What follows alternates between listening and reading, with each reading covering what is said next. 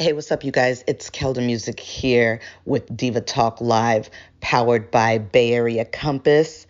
You guys stay tuned because we got all the juicy topics to discuss. Ow!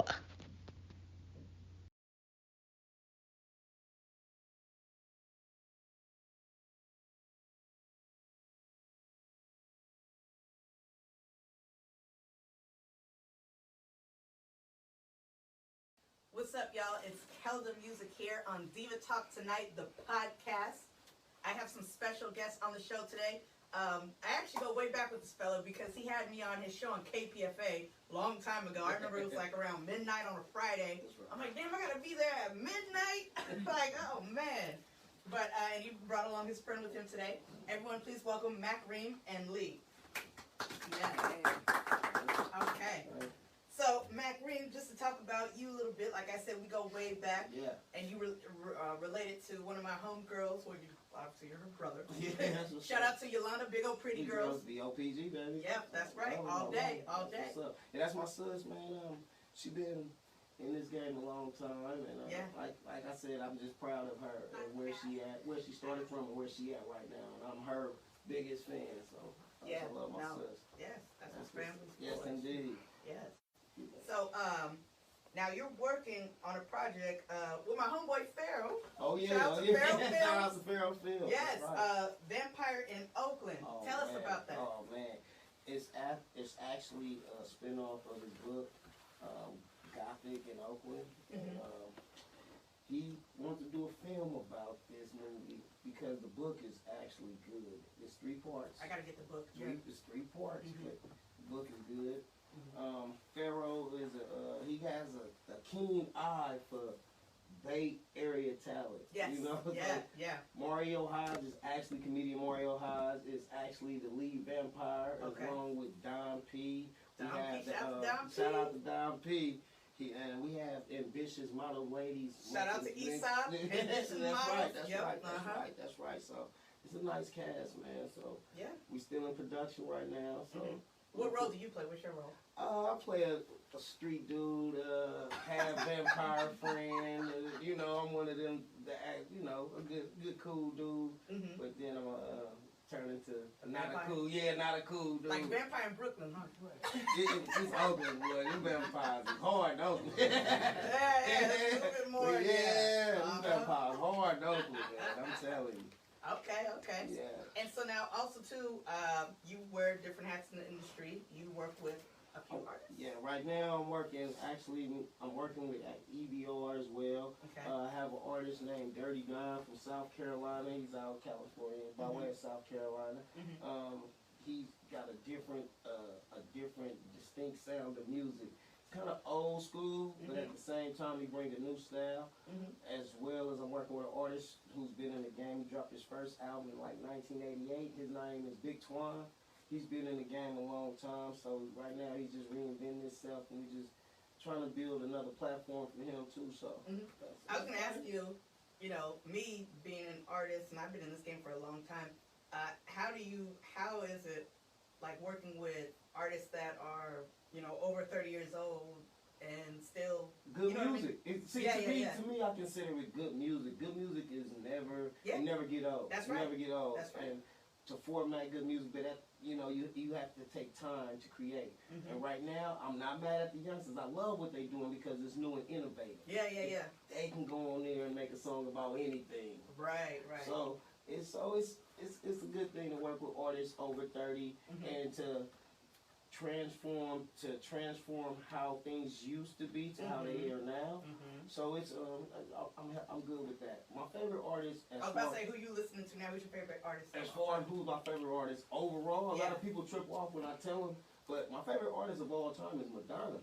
Hey, I love Madonna. Like, I love Prince. I love Michael Jackson. I love Biggie. I love Pac. I love a lot of it. But as far as artist overall is Madonna because she reinvents herself every time with whatever new hot artist it is. She know how to create a song, create an avenue and a vibe for them. So that's one thing it's hard to do in music, and I pick up on that. So I like Madonna. That's my number one as far as that.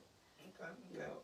And so now, you said your artists are working on a couple of mixtapes? Yeah, I'm actually working on a mixtape myself. I have one coming out called Top Gun Mac, aka Maverick. Okay. And the reason I chose that because, and the reason I chose Maverick is because you know, you have to be a maverick in this game. You know, have to stand alone, but at the same time may seem like a crazy decision, but it's the right decision for the team. It always works itself out. You know what you know, so you act up on it. What may seem crazy to people, you know how you feel about it. You know how you feel about it, and you know if you have a strong thing in your heart that's telling you to do it, then take that choice. Take Go that choice. with your instinct. Right, do right. it. Yeah, take that choice. Don't second guess. If you got to second guess it, then that's not the right choice. But when you got something strong in you, you know you have to push forward and do it, do that, and that's going to be the right choice.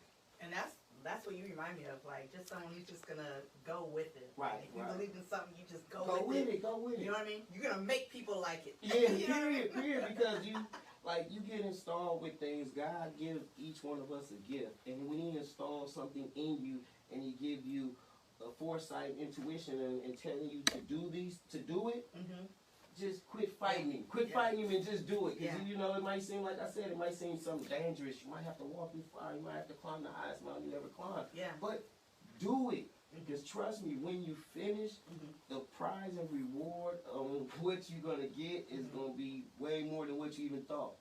So that's one thing I always took in consideration of how I handle my business and handle myself. And what's been the most challenging part for you in the music industry? Well, it ain't really challenging. I started doing music and I said, God, please let me make money in this rap game. And he did. Yeah. He did. I just didn't tell him my price. So by knowing that, like I said, really ask for what you really need. And I never wanted nothing more than what I felt I was owed. I didn't need the extras. Like, it's nice to have them. If I don't get them, cool, but I didn't need the extras. So whatever I'm owed, that's all I ask, because well, what do you want? As far as what do I want in this industry, as for me, just to help artists. I didn't have nobody there to really teach me. Everybody was teaching me by, it was hurtful for them to teach me, or it was coming out the pocket for them to teach me. I didn't have nobody who really took genuine time and say, hey, you got to fill out the paperwork this way. You got to make sure you cross this and do it this way. That way you can get paid. Like, I don't need nothing else. What makes me happy is seeing artists that I work with progress and do something. That's what makes me happy. Music, to me, I do it because I love to do it. I do it because I love to do it. God gave me a talent. I'm not gonna waste it. I'm gonna have fun with it. That's right. That's all it is. You know. So. Yeah, definitely. So, are you on the lookout for new artists? Like, right now, I work with anybody. If you need help, I will work with you. If I have something that you need, I have no problem with saying, hey, you should go this way about it, or this person has a better deal than this person. I think you should go with this deal, but maybe this deal got a little bit too much. Check it out, and maybe they got something extra for you or something that can benefit you down the road. So that's what I do. I try to work with artists, see what they side is and their vision, and I try to help them get there. You know, with minimal cost. That's what's up. Okay, cool. So how did you get started, and what are some of your career highlights? 2016, I was West Coast Hip Hop Awards BayArea Artist of the Year. So that was something good and big for me because I put a lot of time in making music. I started doing music when I was 13. It started at the church playing the drums, and and that's what I wanted to do. Like, ever since then, listening to K-Pool, I used to put tape over the cassettes when you want to record, and then I go get the other radio and play the songs off of this and record over on this one to have a little tape for me to hear. So I did a lot of that stuff growing up. I did songs off reel to reel. I wrote hooks for people. So my name is established in the industry, but I don't consider myself as part of the industry. You know what I mean? Like, right now in the music, I hate to say it, as far as Bay Area music, it's too much. Everybody wants you to feel like you have to be in this in crowd or this crowd for your music to get pushed. But one thing I learned by traveling and going to different states, just make the good music and stay consistent. Consistency is the one thing that artists don't have or don't do in the Bay Area. we're not consistent enough. You make one album or a good song and everybody like it, then where are you again? You have to keep going and make something better and top that and top that. And then show us what can you really do to give back. See, my give back, I can't give everybody a monetarily thing, but I can give you back my time and my knowledge that I have in this game, and that's what I can offer you. So you don't make the mistakes that I made. Like I said, so it's cost effective, and that's all I can give you. Now it's on you to take what I give you and run with it. Hopefully you take it and make it something that I didn't even believe you could make. But I just want you to have that start. And if you ever fall back, you have a foundation and a soft spot to fall to. That's it. That's all I want to do in the game.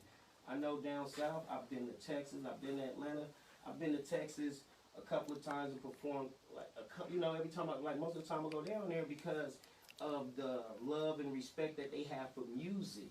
If you're talented, see, here you have to know, you have to pay to play.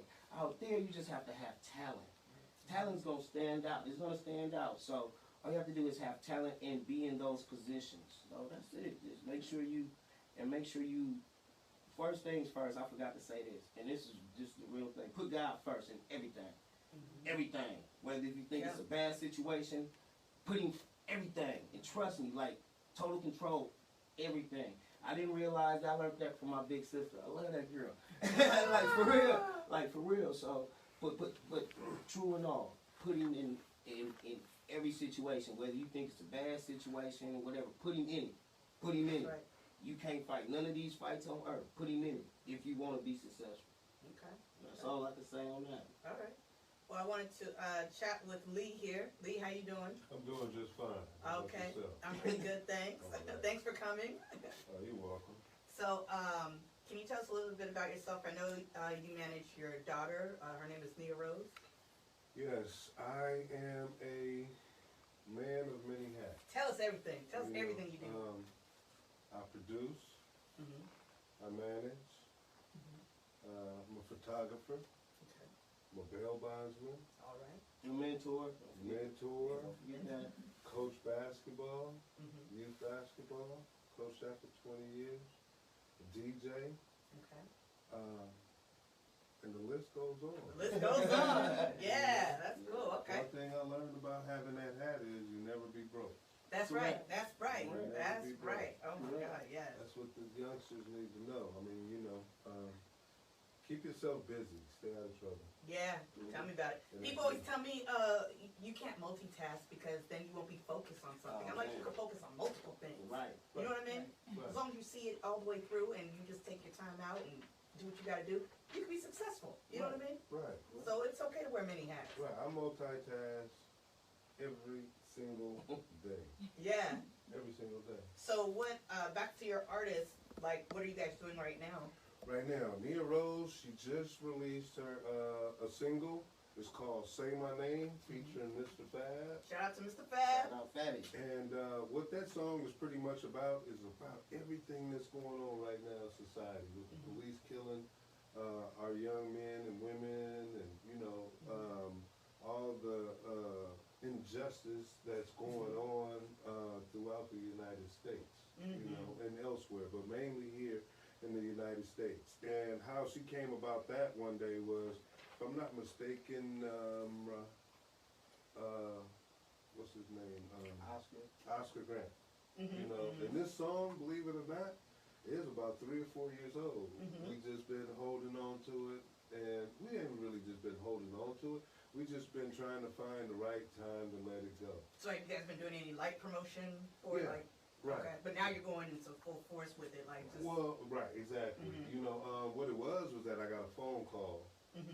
Somebody said, Lee, I need a song. I said, man, I got beats. What you need? Yeah. He said, no, I need that Say My Name.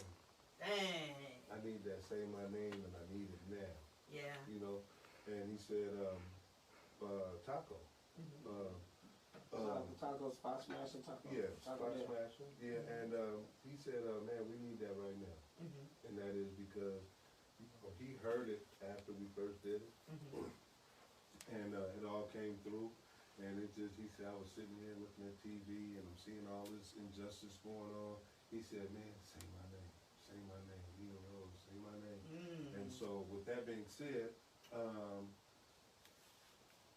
we just went on ahead and moved forward with it. He said, man, get Mr. Fab on that song, whatever it takes, and move forward with it. So what are you guys doing with the song right now?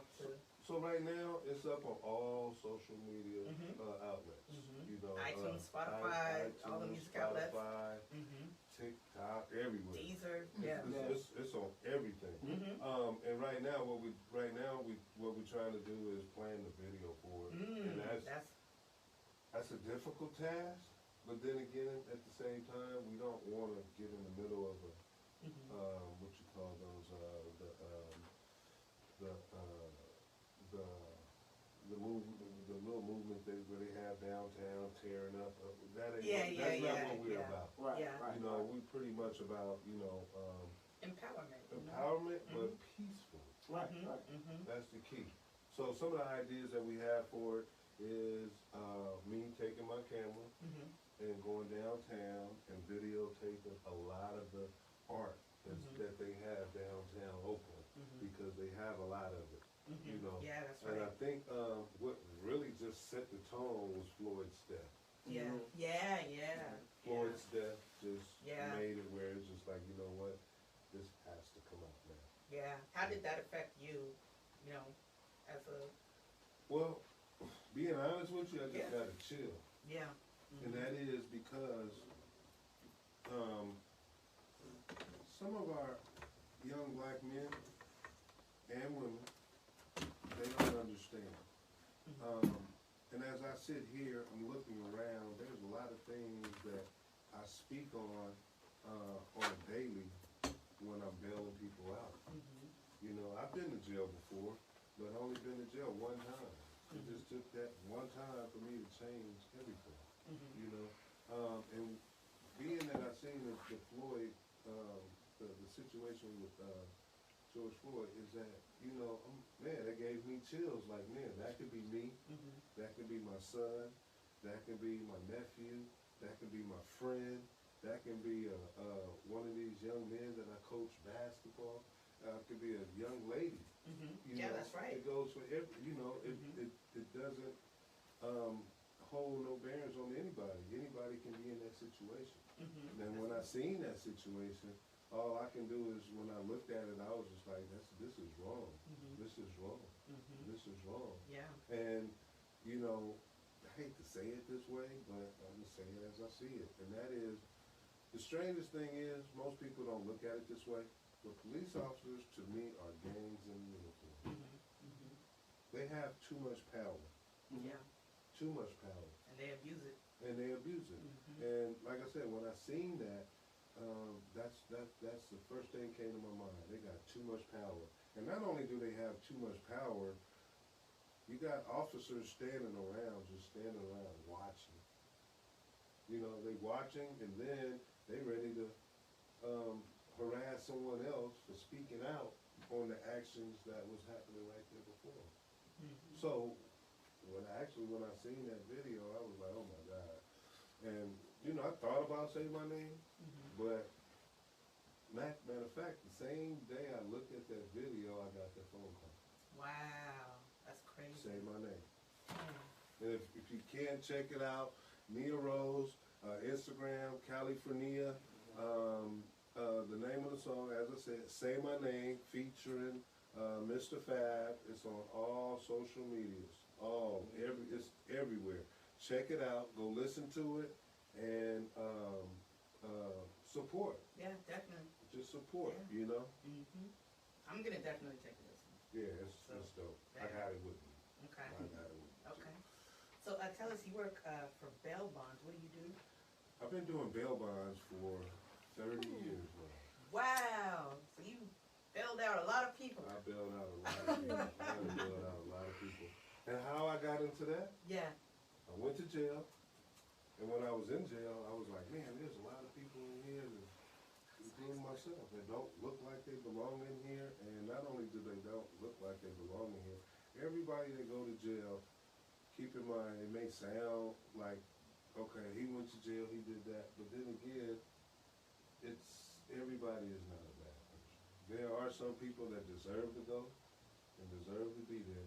But then again, you have some that are in there, and due to the judicial system, they're stuck in there. Dang. And so with that being said, speaking of being stuck in there, Proposition 25. No on Proposition 25. And Proposition 25 basically is saying that when they say, let's clarify it right. Mm-hmm. When they say they try to get rid of bail, no bail. Let's not. Right now they have it where, due to the pandemic, the jails and the system have put in place a program where they says no bail, okay, 0 bail. So the way that the system is saying 0 bail right now through this pandemic is just basically saying that anybody that's arrested for a misdemeanor charge, okay, all we're gonna do is cite you out and let you go. Proposition 25 is basically saying, it's not saying the same thing. It's saying a whole totally different thing. It's basically saying that they are getting rid of bail. So imagine, getting rid of bail doesn't mean that there's going to be a 0 bail. That basically means that you're going to be in jail and you have to wait until you go see the judge before they actually make a decision to OR you, put you on supervised bail, supervised OR, or possibly even speedy trial to get you going through, get you situated and on your way. So you get arrested on a Thursday, you gotta wait 2 days plus the weekend. Well, that's in San Francisco. Oh. Right now, San Francisco has implemented the no bail policy of what we're talking about, Proposition 25. And what that basically is saying that you're mandatory no bail for 72 hours, and weekends don't count. So if you get caught on Friday, that means you ain't going to court until Tuesday at 1:30 or Wednesday at 1:30. Wow. That's not right. Within the Constitution, everybody has the right to bail. Right now, San Francisco is in the process right now where they're just taking that away from you for 72 hours. Dang. If not, a little bit more. You know? And with that, understand, if you have a good job and you go to jail and they find that within the police report that, okay, there's evidence that you committed this crime, then understand you are going to be part of that 72 hours no bail. Now, if they don't find that you have committed this crime, then you can be released within 72 hours. Okay. But who knows? Yeah. Who knows? Yeah. It's going to be all up to the DA and or the new magistrate that they have that they're dealing with over in San Francisco. Wow. And this is only in San Francisco. Only in right? San Francisco. Now, keep in mind, the district attorney that won the election, that won that seat, now, he doesn't like bail. He doesn't like bail. And what most people don't know is, hope I don't get in trouble for this. No, But speak your mind. State of California issued $68 million throughout the state of California, dispersed evenly through all the counties to provide a pilot program for that no bail. Wow. So just think, $68 million. What could that do? Yeah. Look at the homelessness going on. You know what I mean? Everything that's going on, especially the homelessness, you know, y'all can put some money toward that versus putting all this money in the system. You know, and me personally, doing bail for the longest time that I have done it is 30 years. You trying to revitalize bail. You trying to punish bail for the system's problem. It's the system. It's not the bail bondsman. They think that we make all this money, but then again, if you really think about it, and I know we'll probably touch on it later, But Kamala Harris is one of those ones that said was voted for 3 strikes. Dang, yeah. Back in the day. Now understand 3 strikes. 3 strikes is you get 3 violent, or you get 3 felonies, then you're done. You're sitting in jail for 25 years to life. Now understand, with that being said, here it is, you have people that are homeless, people that don't have nothing to eat, so therefore, if you go out and you go rob a Burger King, or you go steal some food, that's considered as certain times, depending on how you dealing with it, it's a criminal act, it's a violent act. So being that it's a violent act, that is considered as a violent crime. So that categorizes you, if you have 2 felonies, or if you have, not even really 2 felonies, but strikes. They're giving strikes out to whereas y'all women, there's not too many of us out here on the streets. Right. Majority of our men, black men, are in jail due to that 3 strikes law. And or prosecuted illegally or not right. Yeah, definitely. You know, everybody is not treated fairly within the system. You know, I was just looking at a video of a guy being prosecuted, and he said, prosecute me as a white man. Don't prosecute me as a black man. The judge said, well, sir, we prosecute everybody the same. He said, no, you don't. He said it. But 30 years of bail, I've been, like I said, we've been doing it. I worked for 3 companies. I done bailed out a whole bunch of people. Famous people, no famous people. I'm not saying no names. All right, don't want to say no names. But, you know, I've been around the block a long time. Been throughout the state of California bailing people out. I know pretty much where every jail is in the state of California. So that's for me doing it as long as I've been doing it. And I do it because I love it, and I'm still in it, and I love it because I am helping someone. That's right. Okay. Well, thanks so much for that input, that information. I think we learned a lot from that. Don't go to jail. Don't go to jail. Yeah. Don't go to jail. All right, so I want to move into some current events here, and got my co-host Diamond here, who helps me out on this. Diamond, how you doing? I'm good. Yep.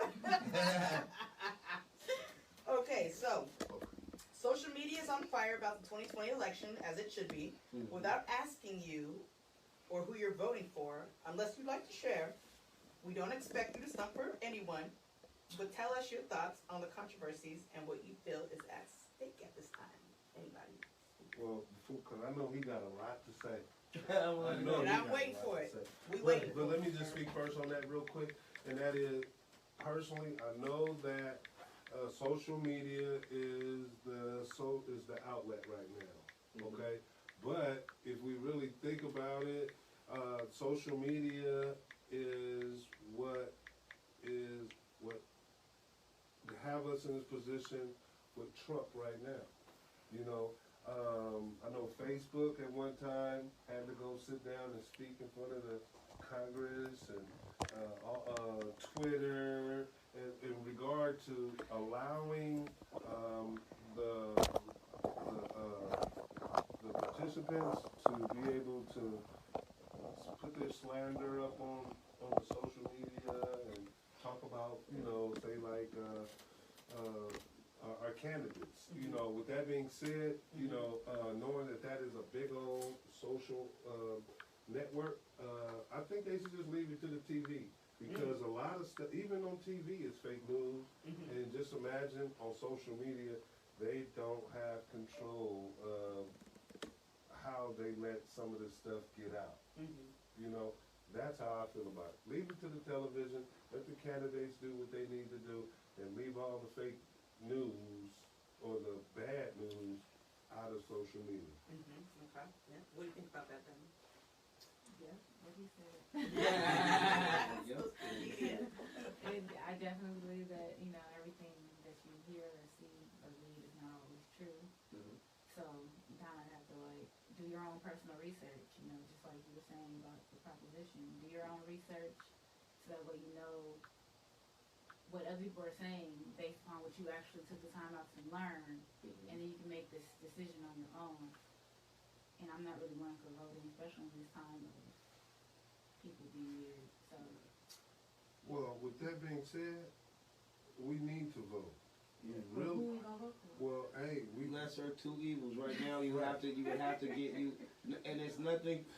See, when it comes to politics, it's like I said, yeah, do your research to see things that you want to stand on, that you feel comfortable, like like you gotta have a fighting spirit when it comes to politics. That's what it's about. And right now, like we seen 4 years of Trump. We see everything's on a decline, from wealth to food to health. Everything is on a decline. racism. Racism is not on the racism. Okay, somewhat not on a decline. Racism will never be on a. It's on the incline. It will never be racism on the incline. It will never be on a decline for the simple fact is because we're gonna always have groups of people, whether we come together or not. It's still groups of people who are gonna feel that they're different and they're above everybody. Right. See, right now, what Trump did, it's not even more so. What Trump did is, it's not about race right now. To be honest with you, it's not about race. It's about your economic stature. Okay, it's the rich and the poor. See, that's where gentrification come from. All this stuff didn't start hitting until, well, it started hitting a little bit. Gentrification started a little bit before Trump got in there, but a lot of it pushed to the forefront since he's been there. A lot of crime, since gentrification, you can check the Oakland, you can check the stats yourself, everybody. Crime has went up. Crime has went up. And I say the reason crime went up, because when you're in a community, right? And this is one thing I do know from being in West Oakland my life. I know your people. You know my people. So it's not going to be too much I'm going to take from you or do to you due to the fact that I know either your people this way or can handle things this way, or we have a personal respect for each other. So a lot of stuff as far as that, it wasn't too much crime going on. You understand what I'm saying? Only when gentrification, when San Francisco started raising the rent and pushed the middle class white people to West Oakland, that's when gentrification, homelessness, and all this stuff start taking effect, like true effect, and you start seeing it yourself. Like back in the 90s, if we saw a white person in the neighborhood, you know he made a wrong turn somewhere. Let me help you get up. Now I wake up, you got 5 people huddling, talking with dogs, and none of that. And like some wearing Black Lives Matter and won't say nothing to my black behind. So right, with a sign, right? So I understand what's going on, but at the same time, the way we can change this is a lot of people right now, not trying to be funny, like everybody get their unemployments and they getting these big old things. You seeing people riding new stuff, right? If we no seriously though, check this out.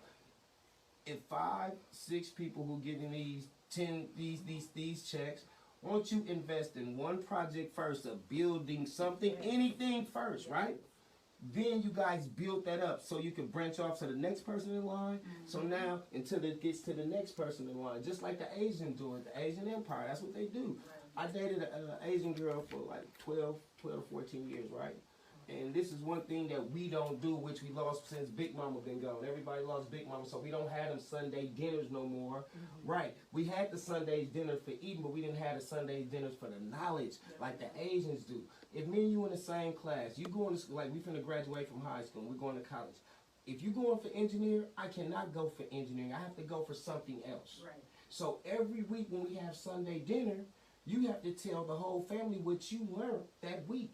And I would have to come behind you and tell you what I learned in science for that week. That way, we each one teach when we're making each other strong. And at the same time, you'll never miss out on an opportunity for nothing.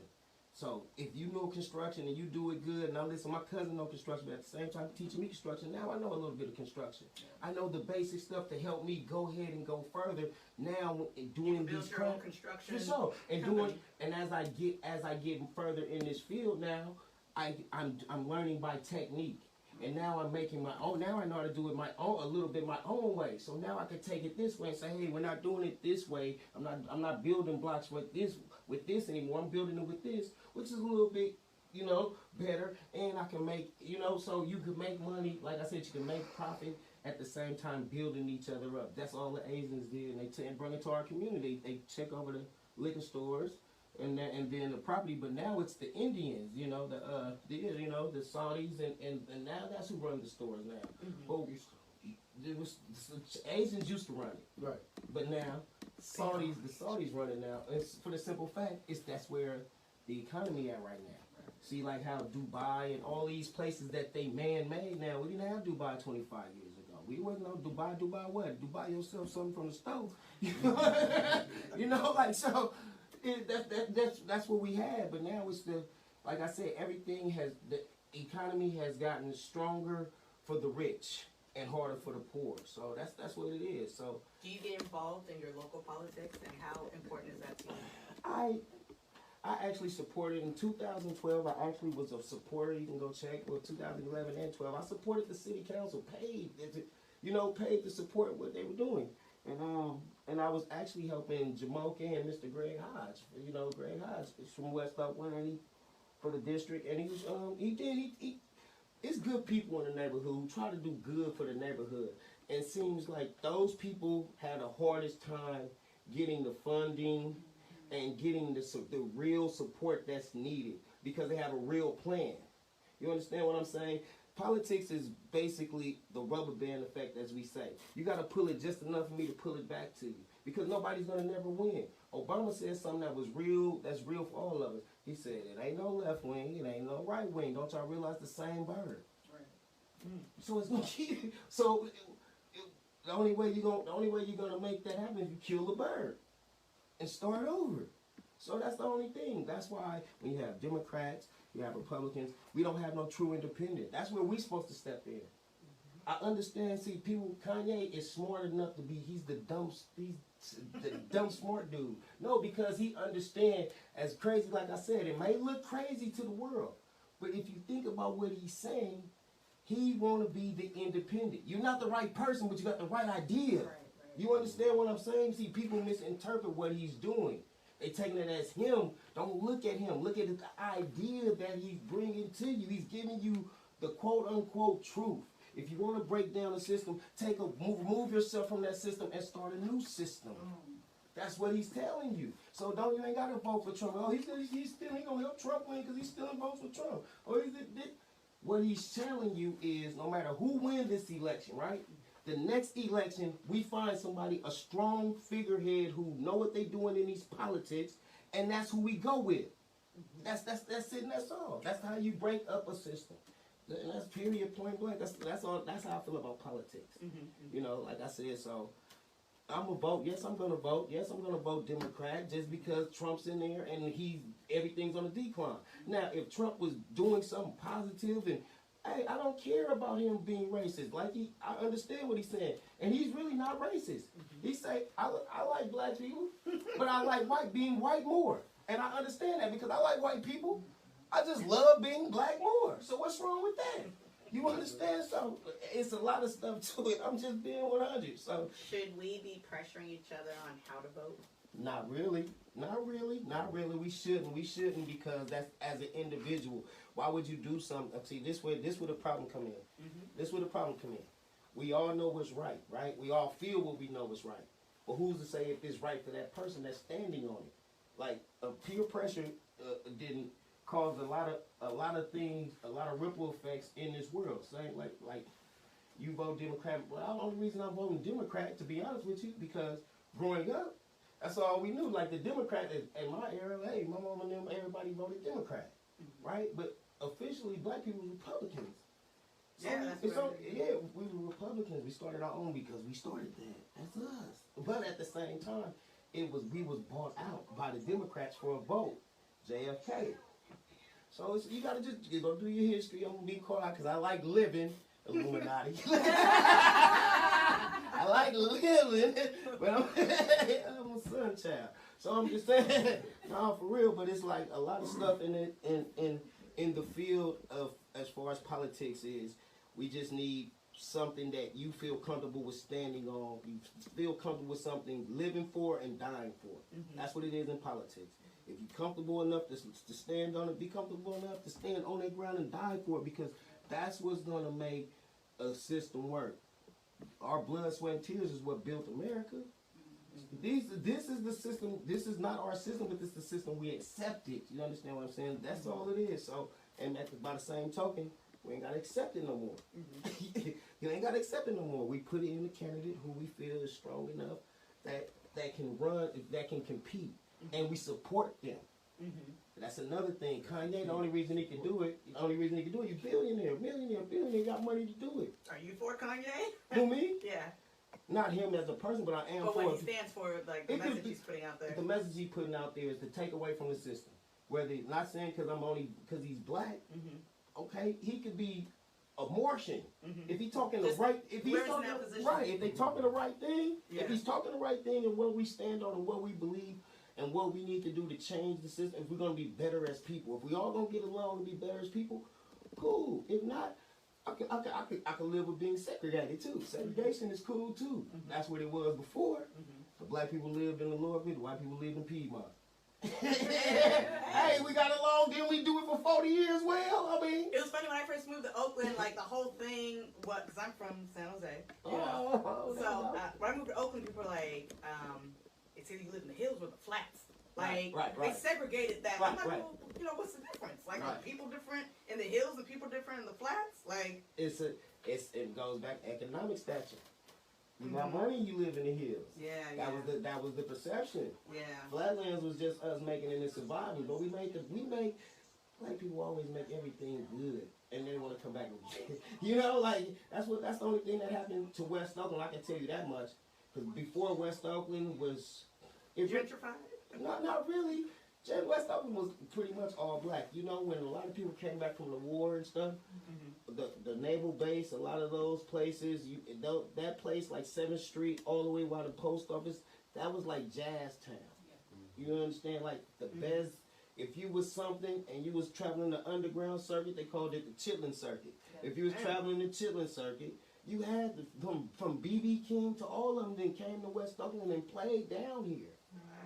I'm talking legends. So if you was part of the music back then in the 60s and the 70s, you a jazz player, blues and all that, you came down here. You had to come to these places for you to be solidified as an artist.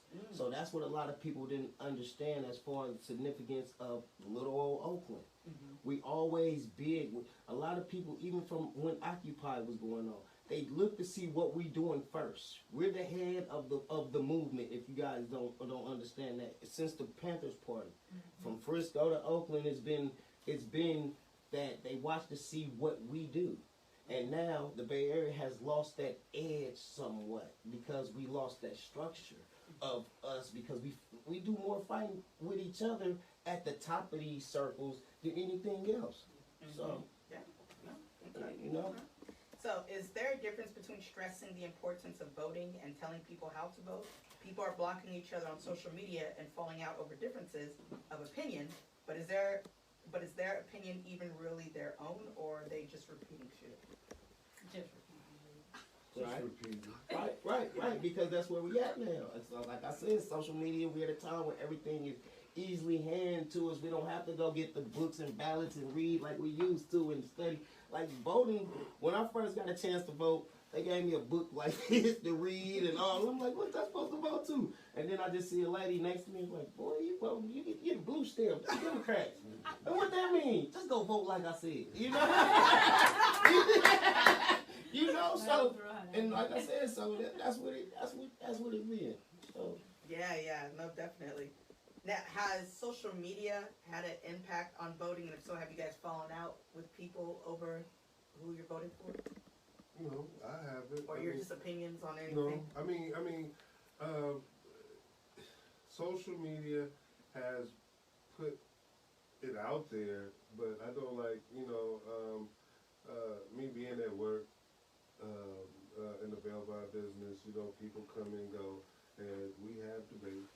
We sit there and have our debates on who you vote for. I'm not saying who I'm voting for, but then begin to speak their mind of why they not voting for Democrat. You know what I mean? And me personally, I just sit there and say that's not a valid reason. Hey, so do you get into like arguments with them? No, I don't get into arguments. I don't. I just don't. If we get to that point, then I just shut down and I just leave it alone because it's not worth it. Because as I said earlier about social media, they put things out one way and then there's the book, the ballot book, and that's very important because what they show on the social media and the television, it ain't the same in that book. Ballot book, exactly. It's not the same in the ballot book. So you have to transcribe it yourself to really, you got to read through that line, maybe you got to read through that about 4 or 5 times to make sure you get it right, because the wording the way that they put it, it's not, it'll have you voting against what you really stand for, and that's something that has been going on for years. Black people don't like to read. So, well, I'm not going to read this over and over and over. Well, Let me read the ending where it concludes everything. Right, exactly. So, and that's what I noticed about social media and television. They put it in words that most people would be like, oh, no, I'm going to think about it this way. I'm going to go ahead. Okay, they said if this happens, if I vote no, then, okay, this is what's going to happen. If I vote yes, then this is what's going to happen, but the yes really means no, or the no means yes. Yeah. What do you think about that, Dunn? Like, has social media made an impact on your voting? No. But I don't believe everything that I hear or see. So, I just make that Book clip. And book clip. And now, what you can do, you can go, although we talk about social media, the book is there. There is a book with all the propositions and who's running for office. It's in the book. They have it, but then again, it's you got to look for it. You got to go out your way. You got to go out your way. Yeah. If you don't understand it, then you won't understand it. Right. Okay, I want to move on to the next topic here. Tekashi 6ix9ine. Y'all familiar with Tekashi 6ix9ine? Okay, this dude is still at it. What do you think the response should be? Can he be ignored? He can't be ignored because he's all over social media. Is he like a thorn in the industry's ass? Like what? Well, you know what? What he just signed a $5 million deal? $10 million. $10 million deal. Okay, so we was talking about it before the camera came on. Music, I'm an OG. Old school music was good.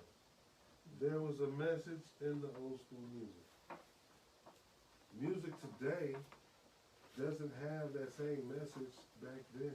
That we had, the message that was sent or given to us back then. Those messages meant a whole lot. You could sit down, old school people, they sit down, we can sit down and listen to that music all day long and enjoy it.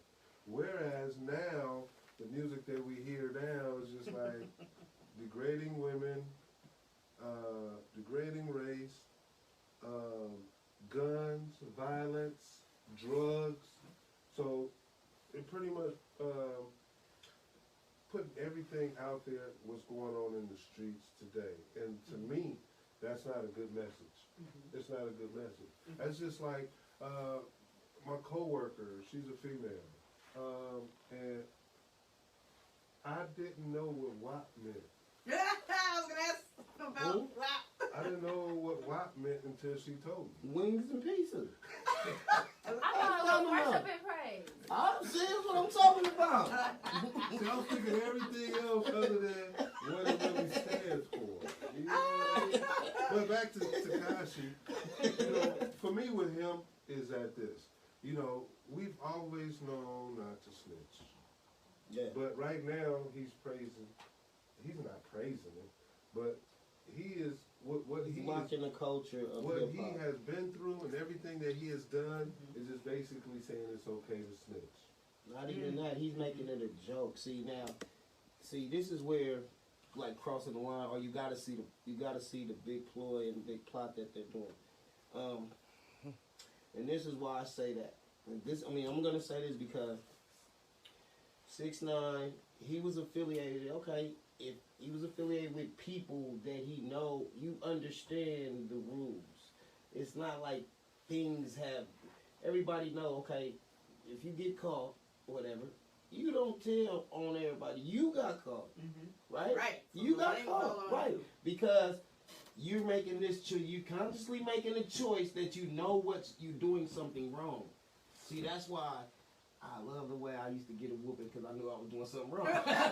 Like, for real, I knew I was doing something wrong. So if I got caught, it's on me to deal with whatever I got to deal with because I know I'm making a conscious choice, just like he made a conscious choice. Now, what I don't like about what he's doing is he's steady agitating the people who he know is upset or the people who he affected in this. That's the only thing that I can say that I don't like about what he's doing. Now, if he went somewhere and you snitched and you got quiet and you did all that and you really like, you know, you got on yourself about that, you self-checked yourself and you know you made a wrong mistake, okay, cool. I can live with somebody making a mistake. And if that's what it was, you said it was a mistake, you panicked at the time, whatever the case may be, they was gonna harm your parents, they was gonna do this, they was gonna do that, whatever the case. I don't know what the whole case is about it because I don't get into conversations of snitching. Like I will never be associated. That's sizzling, especially in the game that you're in, this music game, and in the street game. If you're in the street game, now for somebody who's like had nothing like let's say some as the youngsters say, you're not active, you're a civilian. Okay, say a civilian. I can understand somebody say, hey man, this dude robbed me and shot me because you're not in that street, you're not in that field. So you're not in that field, and if I can give you a pass because you're not in that field, so you don't know street rules. But people, if you rapping about street rules and you the king of New York and this, then king of New York before you became king when you was a pawn, they said these are pawn rules you're supposed to know before you become a king. These are things that you know. So I don't like the way he's going about every time getting on social media and just like taking a dig at the. It's like trolling. There you go. The trolling part about it. Now, like I said, if you'd have told on somebody and went to Wisconsin somewhere, nobody never seen him, he would apologize and say, hey man, I didn't mean, y'all know y'all was mean to me and y'all did this to me, so what was I supposed to do when I came to attack and do all that? Okay, I can understand that. And you worked that out. You made amends with them people that you did wrong. You feel what I'm saying? I can accept that. But to know you did wrong and to keep taking a dig at it, that's like trying to bully somebody, and I hate bullies. You know what I'm saying? You hate bullies. You hate this. You hate that type of. It makes you feel inferior towards him, and I don't want to feel inferior towards nobody. Right. But what he's doing is taking a jab at a rule of the culture, and that's another thing, you know. And that's where I say young music is innovative because, as like he said, old school. He don't like. You gotta really have an ear to hear the youngsters, or really to try to even hear them because the music is so horrible. Not trying to say, really, it's a different sound. I'm old school too. It's a different sound, so I gotta really get into it. So I gotta really. It takes my focus off actually listening and appreciating the art because I gotta try to hear what you're saying on it to make sure it's art. You know what I'm saying, or whatever. So. Okay. Well, could Tekashi 6ix9ine antics be orchestrated by the industry higher ups to kill the lure of what was called or categorized as gangster rap? Yeah, I mean that's what I was just saying. Like it's no more. He rap gangster, but nothing about their appearance is gangster. Like you know a real hood person, you could tell. Like you could feel their vibe. You know some people just don't mess around. They just don't. You can look at them like, man, that nigga ain't fucking around. Not like that, but you know what I mean. Like he not playing. So all these gimmicks and games, yeah, he's being put up to it, but at the same time, he probably not because he don't have people in his corner like that no more. You understand what I'm saying? A lot of moves that he was making when he was with those people he was around, they kind of kept him in a certain code of what you can and cannot do. You understand what I'm saying? But now he, like I said, don't have who's around him.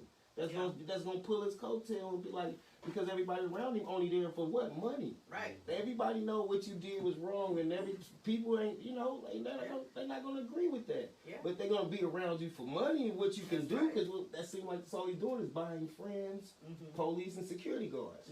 So that's all. He's investing so much money into that. Right. That's how he's living his life for the rest of his life. Correct. And that's no way to live if you're getting $10 million. Back and forth everywhere you go. Man, you see, I saw somebody chase him down to give him his money back.